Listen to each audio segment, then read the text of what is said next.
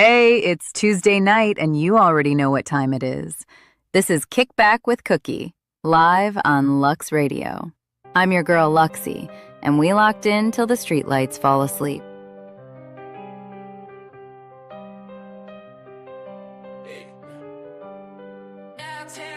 You want polish? Now we raw with the sound. Lux Radio live, straight up from the ground. Cookie got heat, and the mic stay loud. We don't follow trends, we move the crowd. You want polish?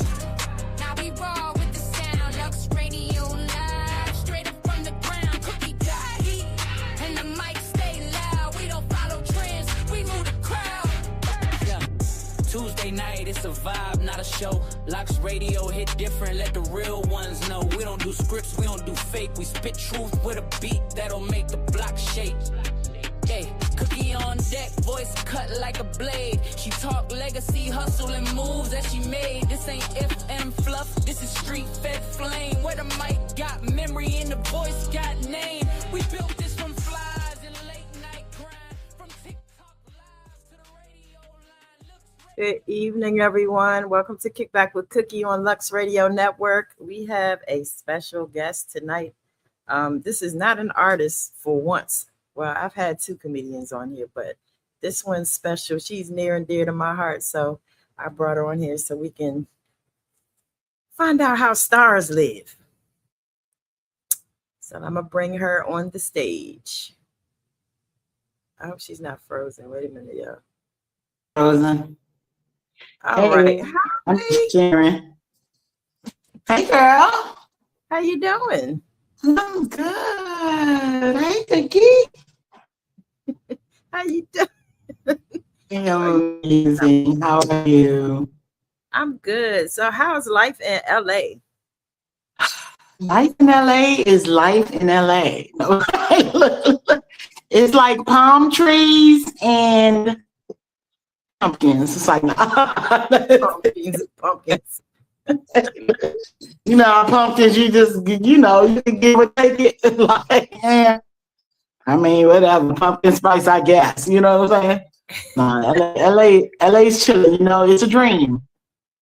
It's a Yeah, dream. absolutely is. So I've been there once and I enjoyed myself. I plan to come back soon. Yeah. So Come back anytime. I definitely am. Look you up the next time. I was out, Kenilworth Katrina, right?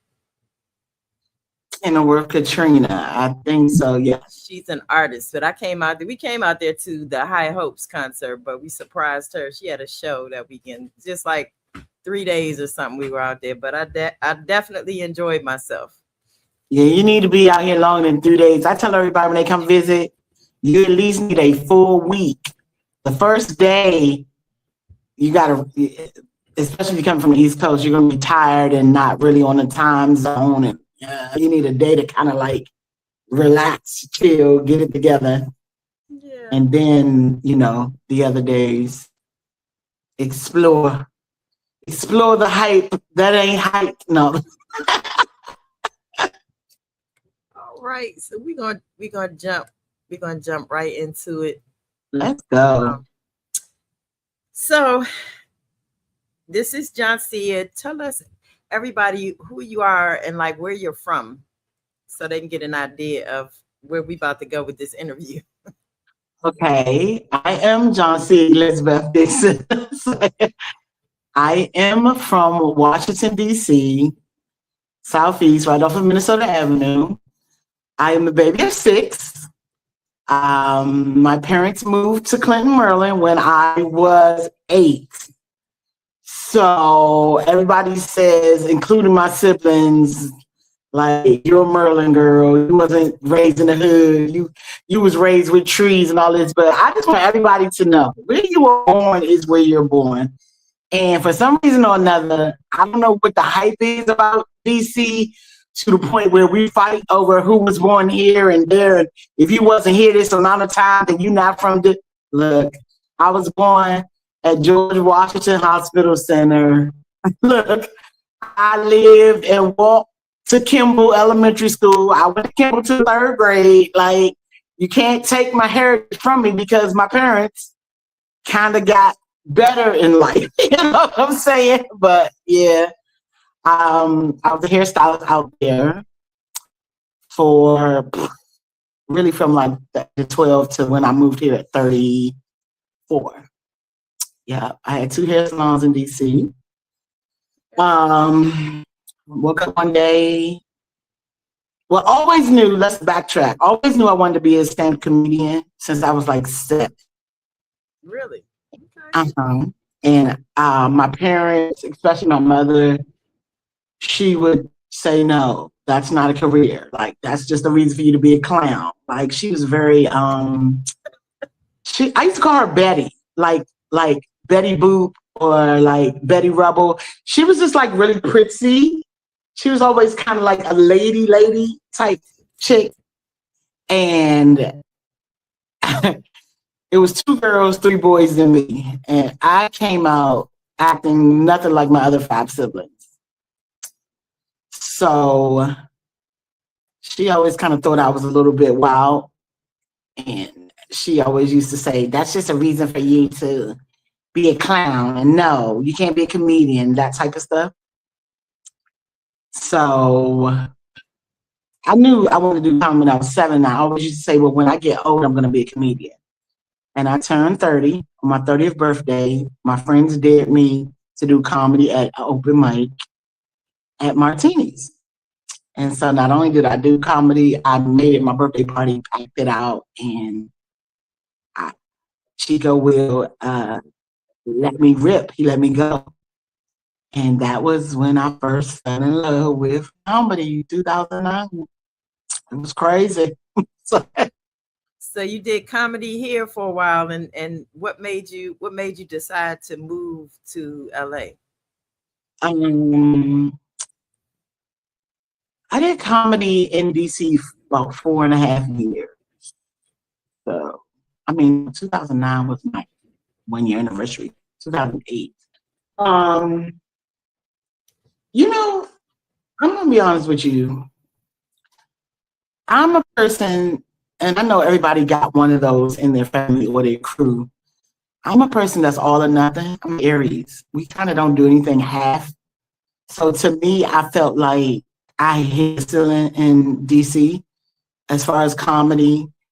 And honestly, I had no idea I was going to ever move to LA or anything like that. I'm 100% honest, and I'm writing a book about my story, or probably make it into a movie or something. But 12 people had died in my family. I do have a big family, but 12 people had died between some family and friends within from 2010 to 2012. And I just remember waking up. I was already doing comedy.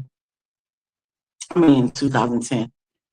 I'm getting my times mixed up because in LA we don't have a time. We just float. 2012 was when I moved here. From 2010 to 2011, 12 people died. So I just remember waking up saying, I'm going to die one day, and I will never know if I'm the funniest female in the world. I have to go figure that. I have to go. I need to go where they make stars. Now, mind you, back then, I was at the top of my game. I had my own comedy room.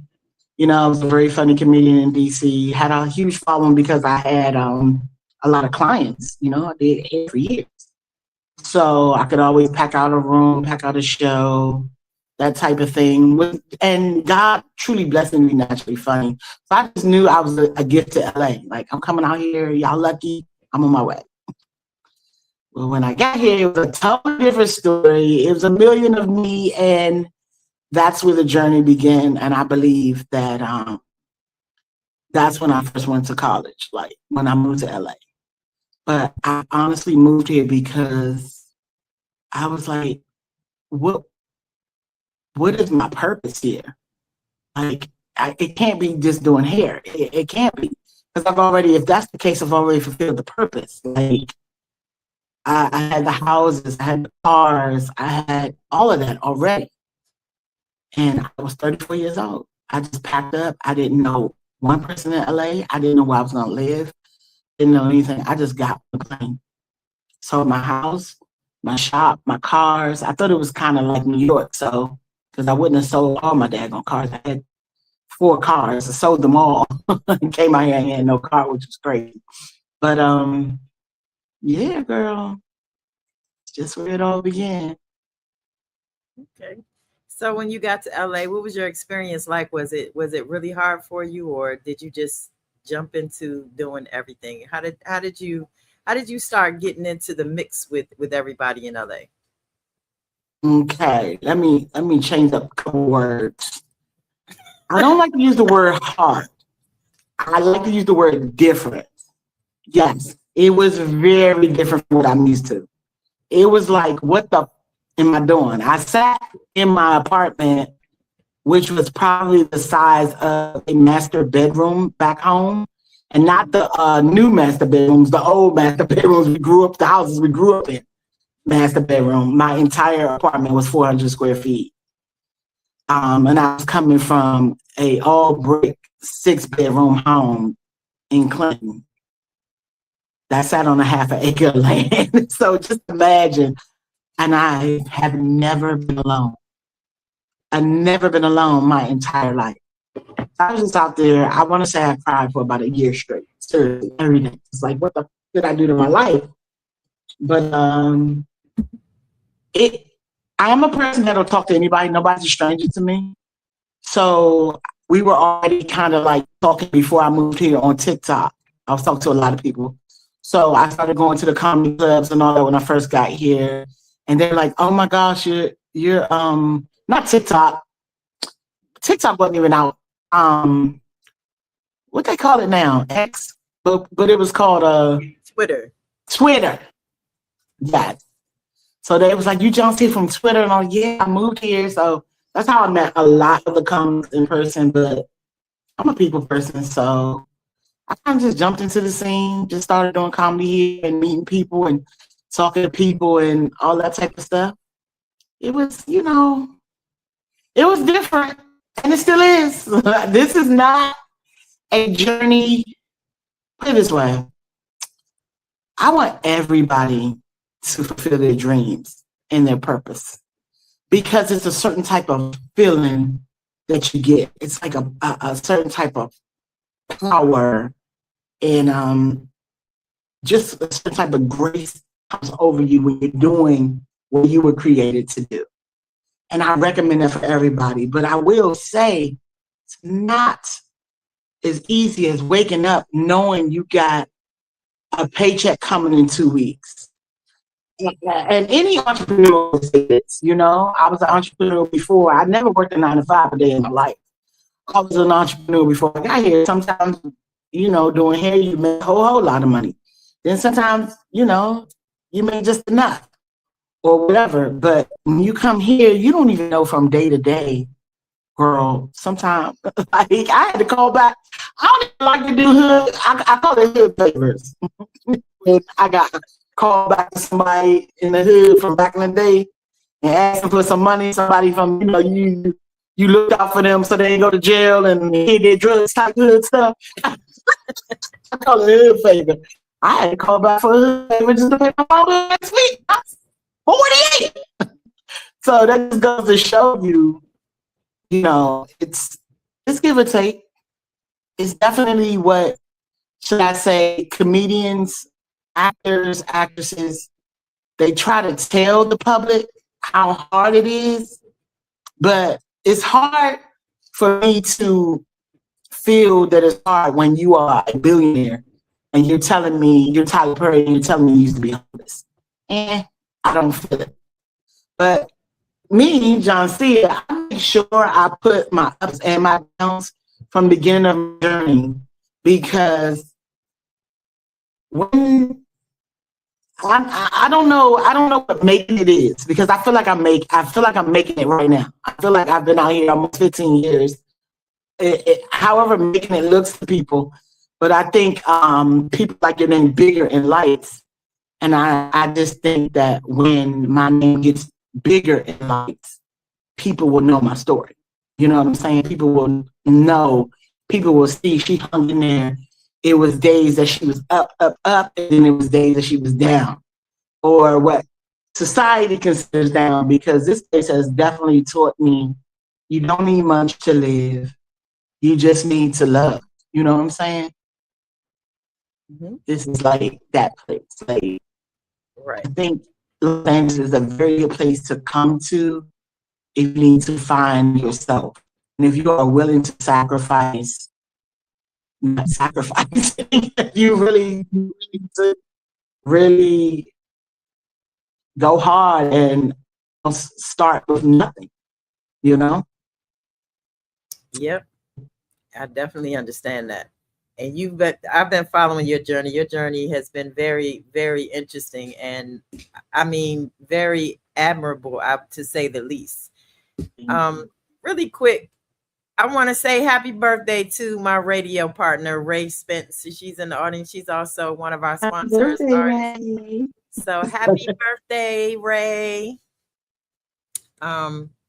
So I definitely, like I said, I've moved away from home before. I was born and raised here too, but I moved away to Atlanta for a couple of years, and I know it was hard for me. I guess not being around my family was hard. Yeah. So I kind of could relate to what you were going through. And then LA is just a bigger place. It's like on a different level than Atlanta is. So I mean, imagine having a grandkid and the grandkid don't know you. Or, you know, they talk to you on FaceTime, and then when you go see them in person, they're like not interested because they're like, who are you? But you're out here, so the grandchild could be 16 driving a Maserati. You know, it's like you're trying to break off bloodline curses and just things like that. Just it's definitely, like you said, being away from your family, not going to those baseball games and basketball games. I was very hands-on. I was a very hands-on person, and the next generation just has no idea who Joncea is, who Auntie J is, who Grandma is, who this wonderful person is, because I just feel like I'm the one that's going to make sure we won't have poverty in our bloodline, and I'll do what I got to do that, you know, without selling my soul, which I'll be this close. No. And when I say selling my soul, I mean my poo-poo hole. I mean, I'll be like, oh, boy, you can't come through, because, baby, it's that. I'm finna call somebody. I'm P. Diddy. Hey. I'm finna hit a casting couch fast. But, you know, it's a lot to this. You got to really know who you are, and, you know, you just got to, every day, you know, I'll say this as perfect advice for anybody that's ever thinking about, like, moving or anywhere. Living your dream, you just got to get through 24 hours. If you can get through 24 hours, you'll make it. Because time goes fast. As you see, I can't even believe I'm being this long. And sometimes I feel like I haven't done anything. And then sometimes I feel like, oh my gosh, I've done so much, met so many people. I mean, it's not very many people that could pick up the phone and call their favorite singer, their favorite artist, their favorite, you know, that type of thing. You know, it's not many people that can say, you know, I smoke with Snoop Dogg, or, you know, I can call Mary J. Blige, but those types of things. You know, I worked with Russell Simmons for 7 years. Hands-on, could call him, went to his house, did yoga, did the most. Most people can't say that they did all of that. And I say, you won't really know what you will encounter until you fulfill your dream. You just can't be like everybody else. You gotta be the one to make the change, and what comes with it. You know, it's highs and lows. It's a roller coaster. Some days I say don't do it, then other days it's like you gotta do it. I was just with Patty. Like, you don't understand. Like, you're there with people you've admired all of your life, and y'all just sitting there chilling, and no one's a star in the room. Everyone is just like, you know, and then people who you like look up to, or, you know, you admire, gravitate to you. you're so cute. You're so hi. What's your name? And it's just like that's the spirit of God in you, and you being truly, genuinely yourself. But it would have never happened if I didn't move. I love DC. I miss DC. I watch DC every day, and I just be like that. I want some crabs so bad. But it's like, do you want these crabs or do you want an Oscar? Right. You know what I'm saying? Do you want some crab sauce? Do you want some mamba sauce? Or do you want this Oscar? Do you write this script? And hopefully Michael B. Jordan decides to do this movie with you. Like, do you want that? So all right, so I'm gonna ask some serious questions, and then I'm gonna skip to some fun questions. So I'm gonna ask a couple fun questions now. okay. What's something you think completely ordinary you think would make an amazing comedy special if you were forced to talk about it, like something that happened to you? I think I did it already. It's being edited as we speak. I actually am the very first person that has ever talked about death and made it funny on stage. I don't know how I did it. I don't know. I just know that as a comedian, the stage is our therapy, is our healing. So definitely when my mom and my brother died, because my mom died, and then my brother passed away today. One of my brothers passed away today at her funeral. So it was like, So I don't know. I somehow just put it all out there and made it like it's hilarious. Now, Marlon Wayne did it, but I put mine on YouTube purposely so nobody could say I copied them or anything. I put mine as I recorded it live on YouTube. Then I took it down, of course, after. But he shot one talking about death a couple weeks later. And of course, he was out because he had a lot of money to do everything.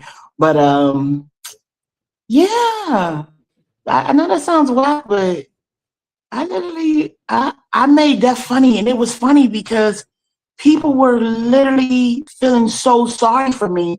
And they were reaching out to me just saying all types of, yo, please, y'all, with the condolences, keep them to yourself. Do the praying hands with the dove, because you be thinking you sounding okay and making a person feel, and you sound so stupid.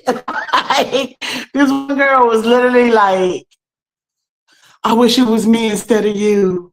I'm so sorry. I wish it was me instead of you. And I said right back to her, I wish it was you instead of me too. I wish your mama died instead of mine too. I don't know what you want me to respond to stuff like that, but it's funny. It's called My Condolences, and it's costing about $4,000 to edit. So I've been kind of chipping at the payments the best I can. And I only owe about $3,500.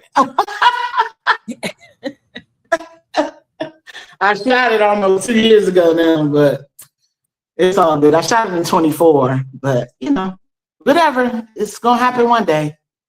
I don't know what day, but it'll happen. All right. So this next question I'm gonna answer too, because I think my answer might be funnier than yours. Comedians ain't as funny as y'all think when we talk regular, okay? It's serious. Okay. Oh, God. If you had to name or give your dating life a title, what would it be?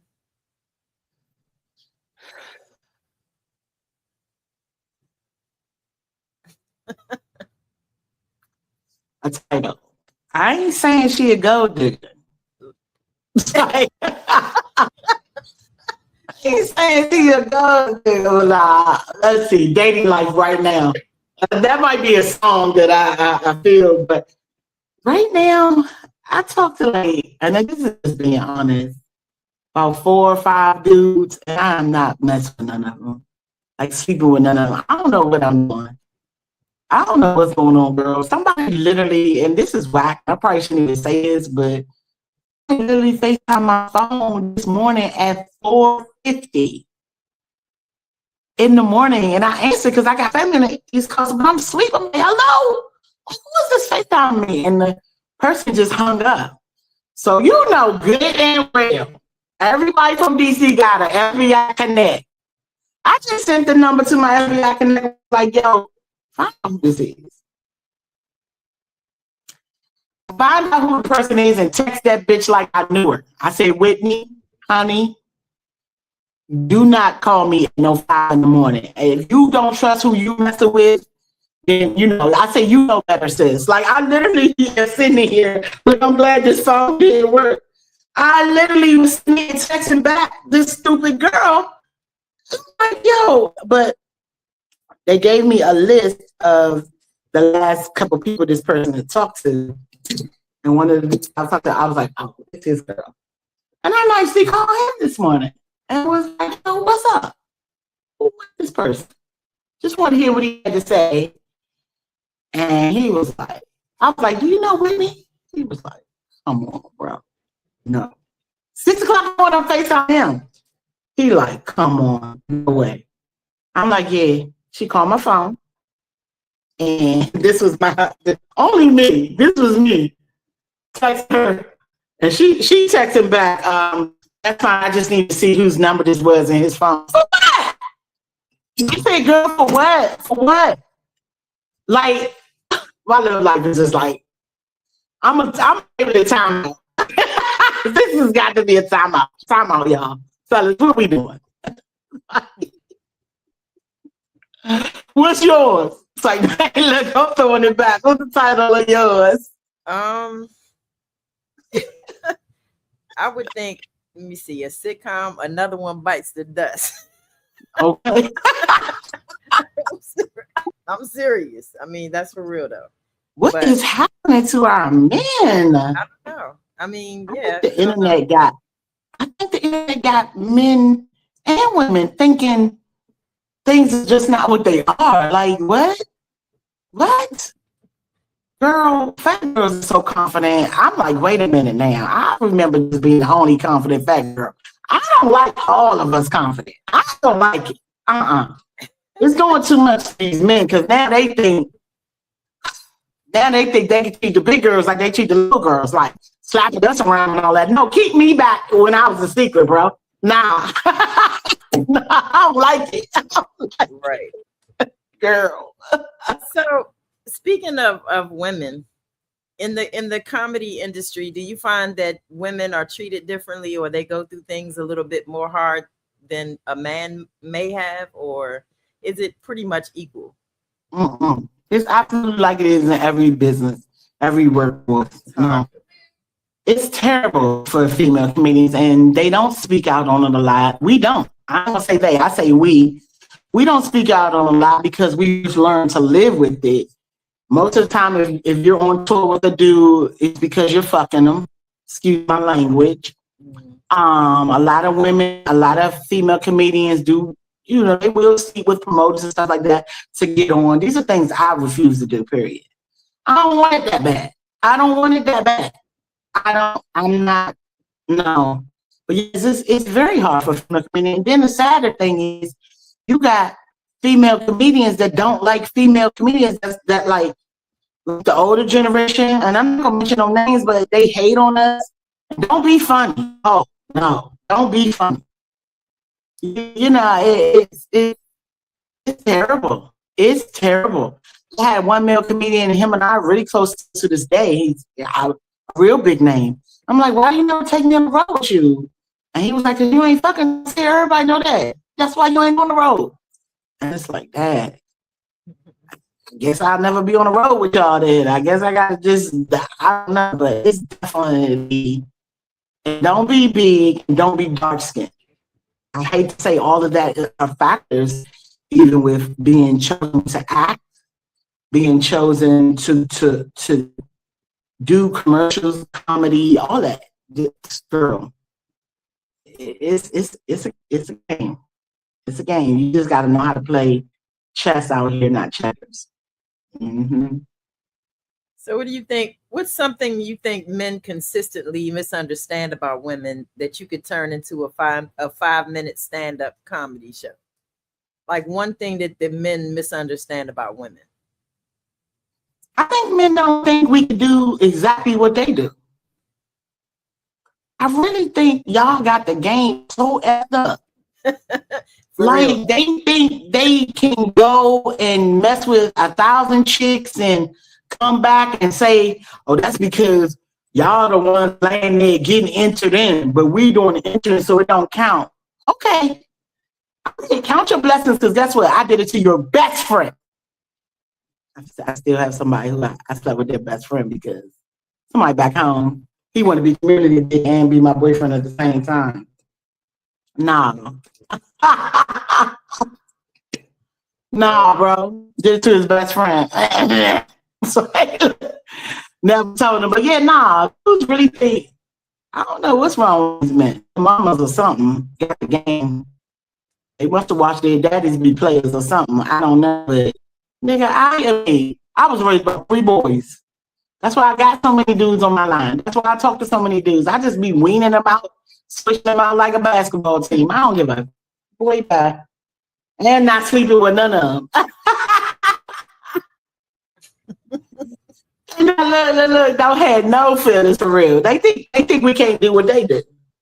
That's what I think. What you think? I think that's true. That's definitely true. And in every industry, like you said, I think that they just don't think we're capable of doing what they do. But I ain't gonna lie. The only thing I can't do that they can do is anything that has to do with under the hood of a car. I am not doing that at all.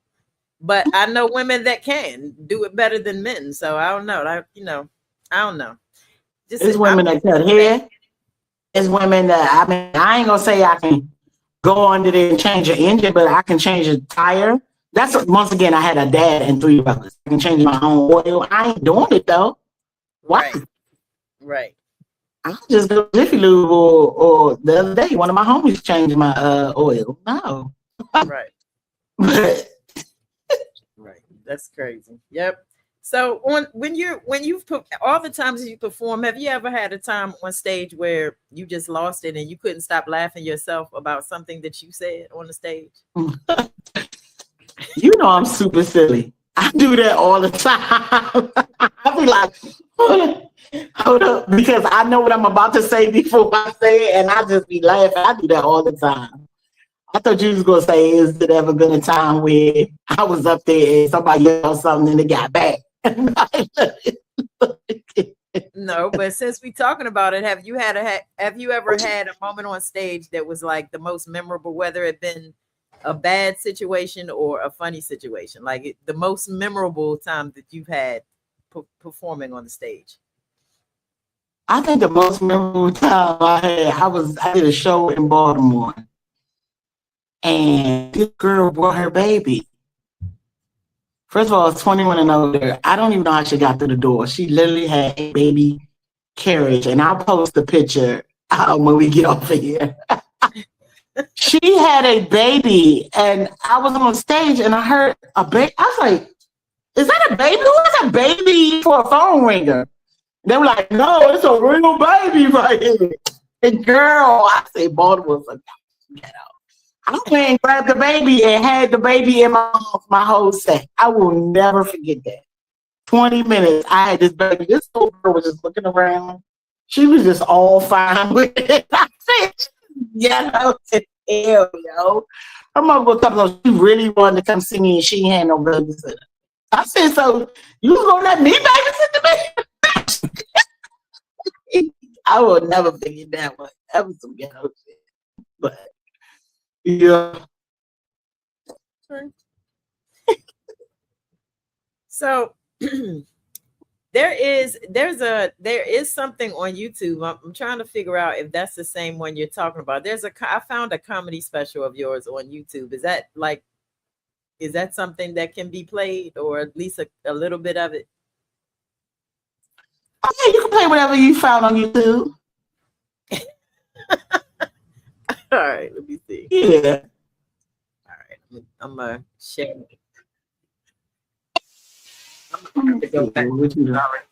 Let me see what you done found.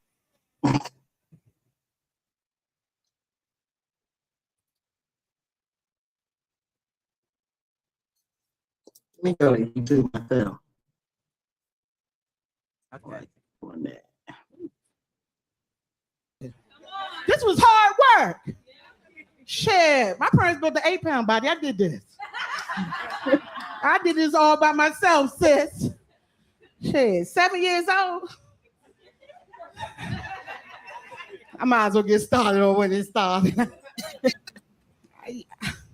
I was a teacher's lounge bandit. Yeah. Now y'all like, what? I used to sneak in the teacher's lounge and eat their food. Every day, like 10 o'clock, I'd raise my hand, right? It'd be like 007. I'd be going around the corners to make sure nobody watching and everything. Sneaking that refrigerator, y'all, and fuck that food up! I was eating chicken fingers and chicken patties. By the time I got to lunch, I was full. Tim, Miss Valdez, and Mr. Pickman, the gym teacher, I be tearing all that food up.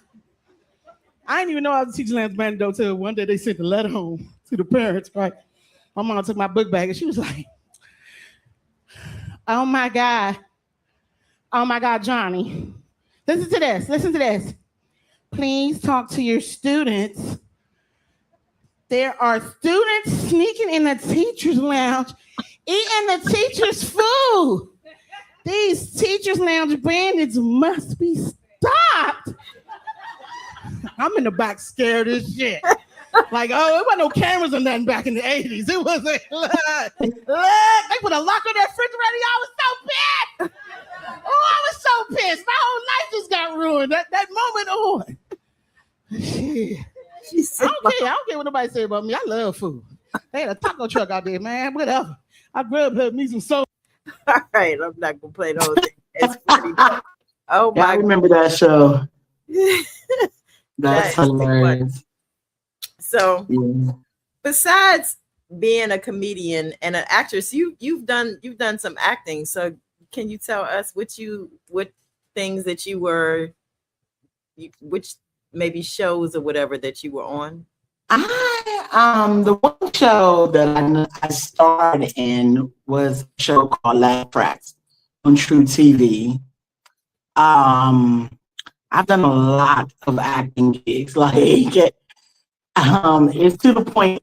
Let's say, how can I put it more in layman's terms? Someone will call and be like, "Can you be in my movie?" or "Can you be in this TV show?" And I might do a good 3 to 4 minutes or something like that in somebody's movie or something, like, just to get a paycheck. I am all over Tubi. I am all over stuff. And some things I don't even remember I did because it takes a long time to edit, or they may have just got somebody to pick it up or stuff. People are always DMing me, "Is this you? Hey, I just saw you on this show," or da-da-da-da. And I'm like, "Oh yeah, I forgot I did do that. Yeah, I did." Out here is like getting a little quick acting role is literally like if somebody calls you guys and be like, "Can you do overtime? Or can you do this for me? Or can you come and work and, for me? I gotta do this." It's but I just got done a series that should be coming out pretty soon. 7-episode series. It's a funny like spooky thingy going on. So that should be that was we just filmed that. So that was 144 pages. Like, people don't know how serious comedy is, and comedy, but acting is, and how you got to learn a whole script and learn your line and their lines, and yeah. Just got done shooting something. Okay. So you've done acting. You're a comedian. Give me 2 hobbies besides cooking, because we be seeing all your "I swear I ain't high" videos. I don't know why. People like that dumb video. People like that series I started up. I just keep doing it, just making stuff that, I do actually be doing stuff like just mixing stuff together. But 2 things about Joncea, 2 hobbies. I paint. That is something I started well, I always painted as a kid. I actually always could do a lot of stuff. I could draw, dance. I do a lot of things that people just don't know about me. But one of my hobbies is definitely painting. I've been selling paintings here lately. My mom came to me in a dream, and she was just like, "You don't paint anymore."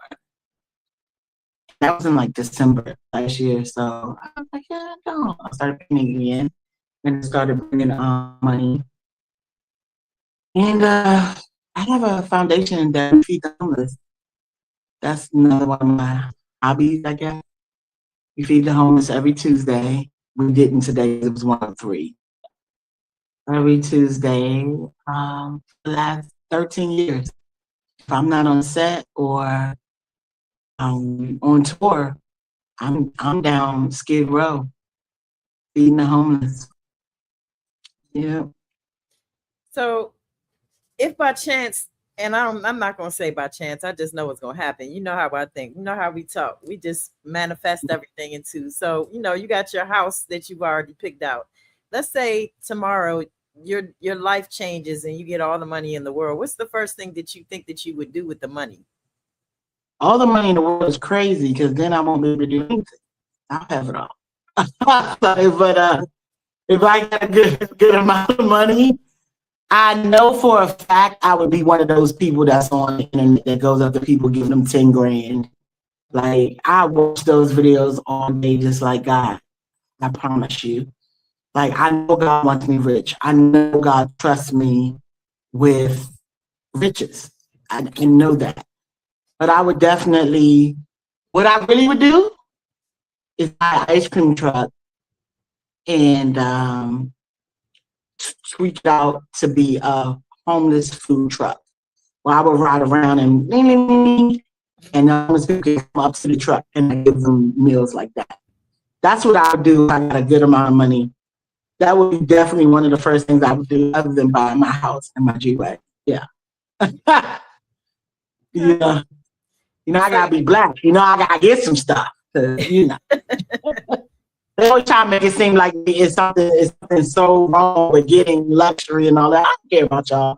Black people been like that from the beginning of time. Y'all not gonna keep on dimming our lights because we do what we want to do with what we got. Like, I hate that. Okay. Yeah. So you said you have a new comedy special that's coming out. It's being edited right now. And it's going to be on YouTube, or is it going to be somewhere? I believe I got a Hulu hookup. It'll probably be on Hulu. Okay. Yeah. No, I'm just gonna do it on YouTube. Yeah, I don't do YouTube as much as I should. I should be doing YouTube way more. Everybody I know is making bread from YouTube. I don't know. I'm just doing extra stuff. But yeah, I'm gonna put it on Hulu, most likely. Okay, so I know you're in LA, but I do know people out there too.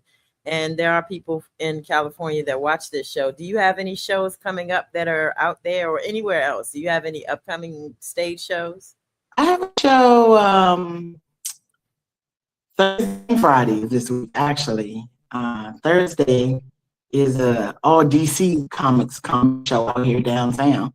Wow. So anybody from DC that would love that show. Dominique's on there, Jay Phillips on there. I don't know if you know Chico Will, Brandon Brody, Garrett Dixon, Kendall, Neil. These are all people from home that all live out here. So we have a show on Thursday, and then on Friday, I host a comedy and karaoke.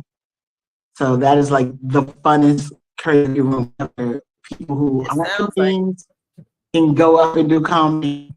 People who are comedians can, get them karaoke, get to sing it, or they can practice their comedy sets. It is the best 3 hours ever. And usually my friend Kevin Tate hosts, but he's out of town. So she puts me in sometimes to host. So that's Friday. Then I have September the 18th is the next big show out here. Okay. But yeah. September 18th. All right. So definitely Thursday, Friday of this week, and September, the 18th. I want to say. So growing up, and I guess becoming a comedian, who was your idol comedian? Or you can give me two. Growing up, I loved watching Eddie Murphy. I loved watching Monique. Like, I used to be like, I could be her. I could be her. I wasn't even a big girl yet. It's something about her spirit. Maybe because I related more to her because of her being close to here and being a female and just Black. You know, sometimes you don't see yourself on TV. But Monique was so funny to me naturally as when I was a kid. You know, so definitely Martin Lawrence, Eddie Murphy, and I would say Monique. And definitely reasons why I do comedy. I wanted to be just like them. And when I met Eddie Murphy, it was like, oh my God. I was so nervous. I was sitting 2 seats down from him at a comedy show Russell Simmons would do every Wednesday. And I just kept looking at him, and he like me, so who knew he could feel me? Like, I'm like, just keep looking at me. I went up to him, and he's so little. He's so short.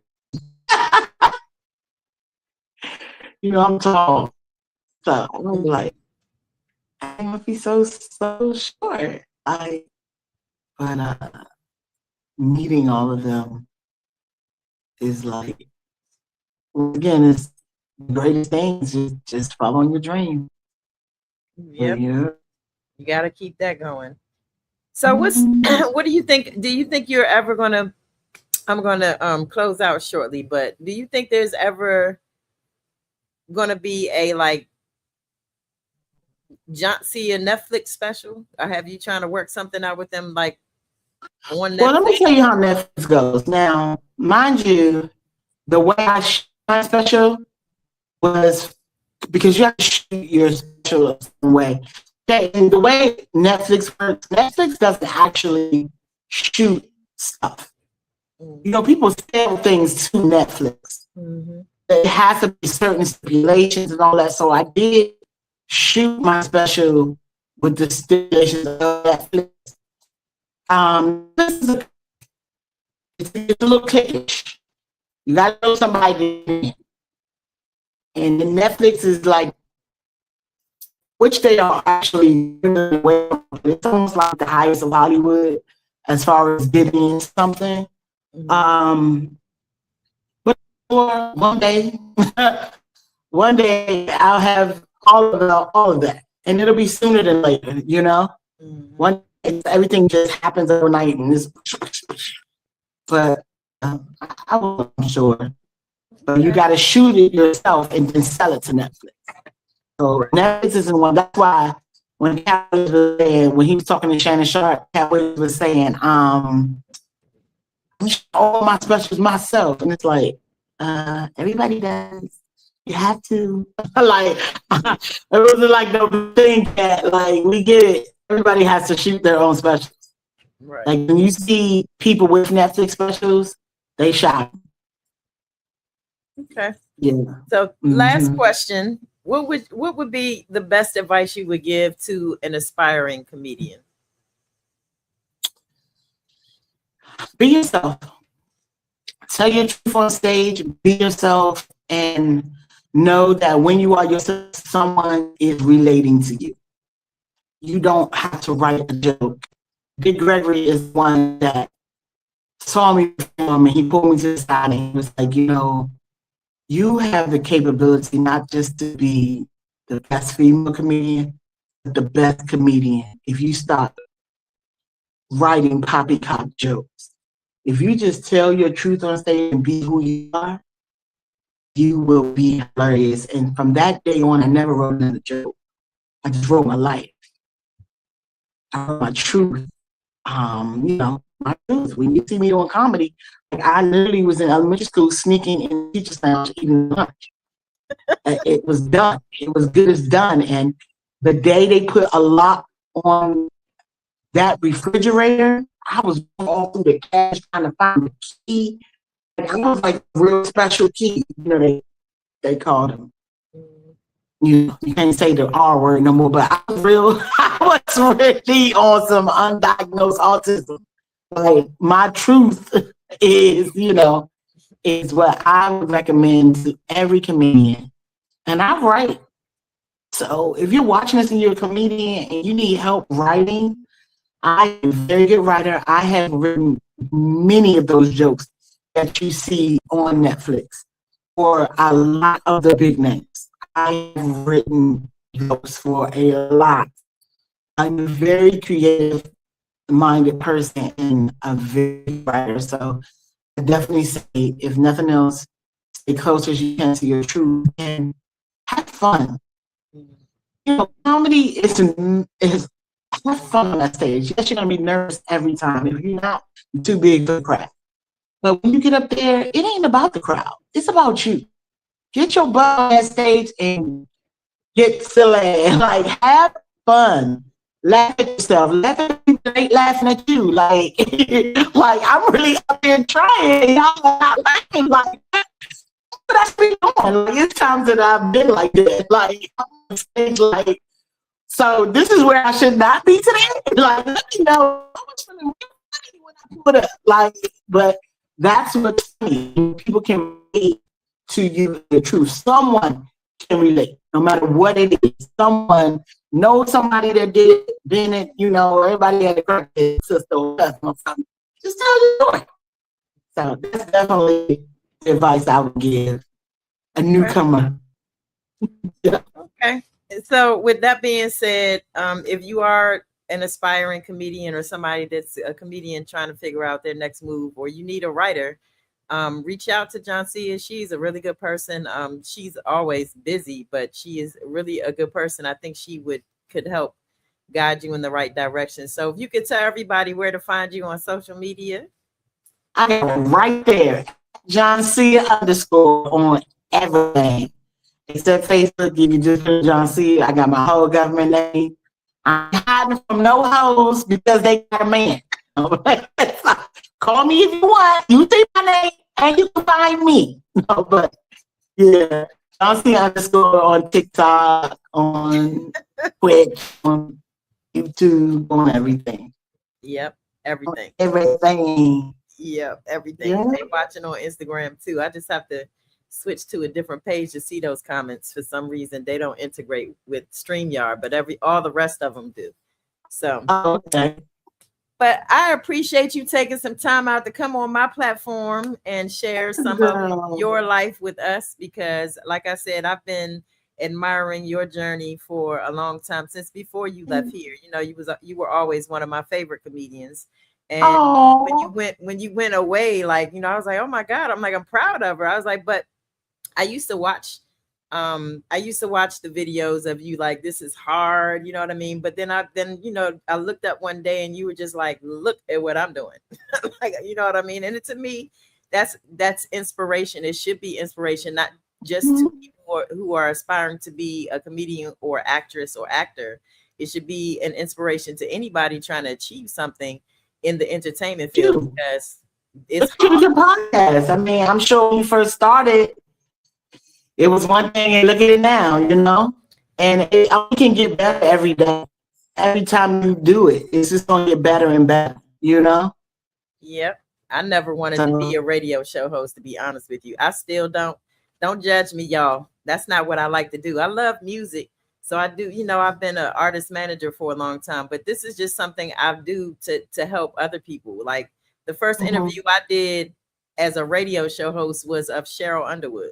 So I've done so many interviews, and it was just like, oh my God, like the first interview I did was of Cheryl Underwood. Like, now, I got to try to get some other people on it. That's on YouTube actually too, the interview with her. But I don't know. I just never thought that I would be doing this. It's just something that I think helps other people, if that makes sense. And see, that's the thing. Like, purpose.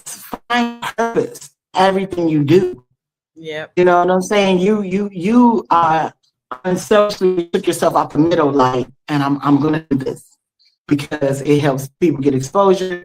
Sometimes you need to talk things out, you know, Mm-hmm. and you're gonna get blessed every time. You Yep. never know it. Like, what's that saying? Tell God your plans and He laugh. I just knew I was coming out here, girl, to be a stand-up comedian. I had no idea that there was acting and writing scripts and reading over scripts and writing for TV shows. And I didn't know none of that. I had no idea any of that was into play. And then feeding homeless people and looking out for certain people, you know, it's purpose.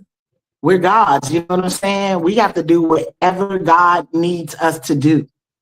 So, amen. it is done. Yes, it is. So I definitely want to keep going. You know, I love the radio. Lux Radio Network is something that I'm proud of. I will say that, you know, I enjoy that. I enjoy the benefits of the radio station, but being a host on a radio show just never was me. But I'm glad to have you here. I'm glad to have everybody that I interview because you guys are awesome. And to hear people's life stories is, like I said, most times an inspiration to me. Like just to keep going. So I appreciate having you here, Miss Joncea.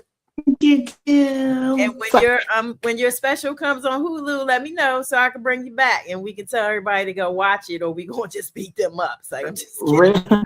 Real soon, real soon. We're working on everything real soon.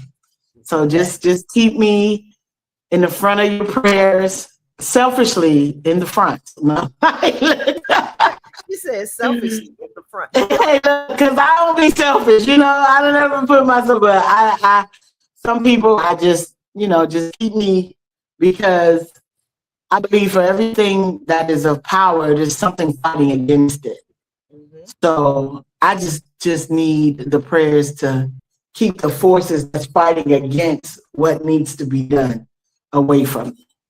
Absolutely. Yeah. Well, I'll definitely keep you in my prayers, and you make sure you keep me in yours. You already know.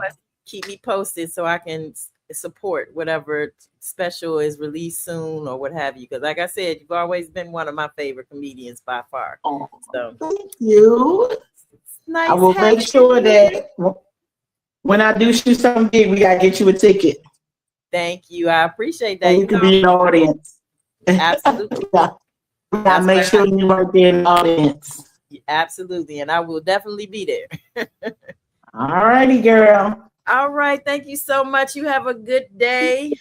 And we will see you soon. We'll be looking for that special. Everybody, please follow Joncea on all social media platforms. It literally is her full name, Joncea Elizabeth.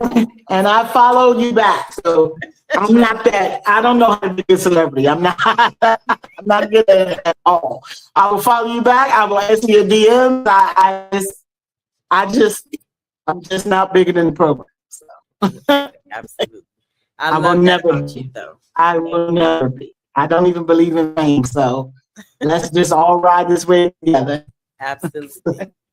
Well, it's been a pleasure, Miss Lady. I will see you soon. I'll be checking on you, and I watched the shorts of I wasn't even high when I made this. I'll be watching those all the time. So I'll see you. Make one. Yeah. Oh Lord, I can't see what that's gonna be. Right. I'm looking over here like that. What's that gonna be too? Miss Janice made some ahi tuna. I might make a tuna taco or something stupid, but who knows? All right, girl. Well, have a good day. Right. I'll see you later, Cookie. All right, honey. Bye-bye. Bye-bye. Y'all, I love her. She's such a joy, like, to be around, and she's funny, and she, you know what I mean? She's caring. You know, one of the things that I always remember about Joncea is it makes me feel, I think because her mom has left her, like, you know, little notes and stuff that she found afterwards or whatever. Like, my mom passed away first, and then her mom passed away. And it was kind of around the same time. It was in the same year, definitely, but it was around the same time. And it was just, I think I had a hard time. I had a hard time like getting over. You don't get over losing your mom, but just seeing her talk about things sometimes makes me feel better about losing my mother. So Joncea is a special person. And like I said, if there's anybody out there that's an aspiring comedian, or you just you getting ready to move to LA and you want to ask questions, she's a really good person. Like, so follow her and make sure you check out her comedy. You're welcome, Joncea. Make sure you follow her comedy journey. She is hilarious. She's a great actress and all of that. So I follow it. Make sure y'all follow it too. So right quick before I end this, I went a little bit over, but I want to shout out our sponsors and give a couple announcements. So shout out to Bello Burn Hot Sauce. His website is belloburn.com. If you would like to try it, it is the one of the best hot sauce that I ever have had. And I'm not saying that because he's my sponsor. I'm definitely saying that because it's just that good. Like I was buying it before I had this radio station. So also I'd like to shout out Universal Madness. Their logo is up in the corner here too. So they have a shop, as if you guys know, if you're in the DMV, it is on Leonardtown Road in Waldorf. So make sure you check out their new clothes. They make new stuff all the time. So shout out to my brother Rick in the bag. So bless up Universal Studios for being a Lux Radio Network sponsor. Also, we have a new sponsor by Madwear, and Mad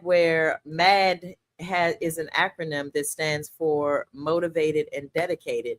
So welcome Madwear. They also have a website. Let me put that up on the board real quick. Yes. The website for Madwear is, I gotta get this one off. So getmadwear.com. Make sure you go check out the website.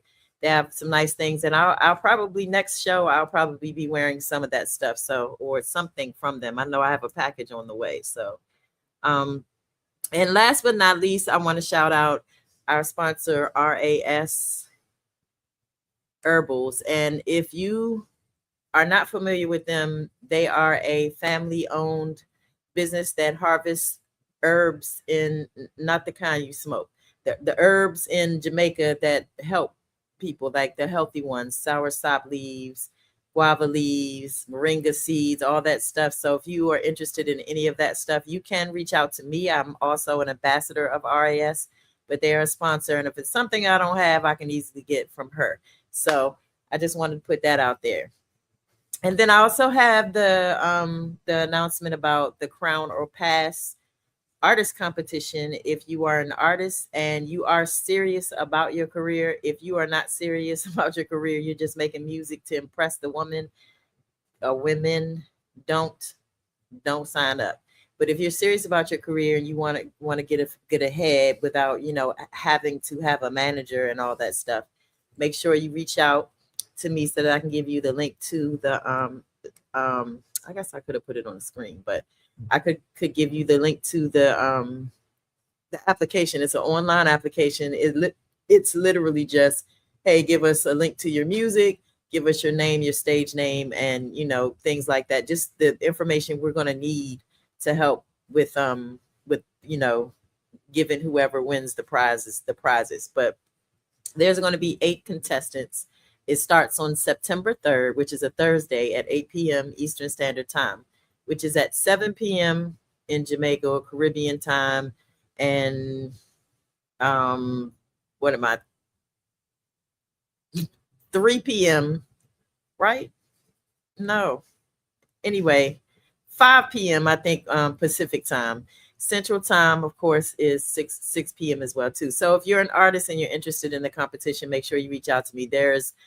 Each season is 4 weeks long. So the first season and the first round starts on September 3rd. The second round is the second week, which is the following Thursday, and so on and so forth. Each round has different criteria that will be emailed to the artists that are selected to be in the competition. And so make sure, like I said, if you're interested, to check out my page on TikTok or anywhere actually. It's Crown or Pass. And there's a whole ton of stuff that the grand prize winner wins, like EPK, press announcement, a performance agreement that can be changed, a track produced by Maxwell Sparta, a feature in Jack Magazine, a feature on my show here, AI generated music video. There's a lot of stuff that that is being offered and by different people that I've asked to help sponsor this event. So if you're interested, make sure you reach out to me. And last but not least, I would love to say again, I think I didn't even put it on the computer. Oh my God, I'm so sorry, Ray. But I posted it everywhere else. I would love to say again, happy birthday to my heir, Ray Spence. I love you, girl. I hope you're having a great time in Jamaica, and I will see you guys next week.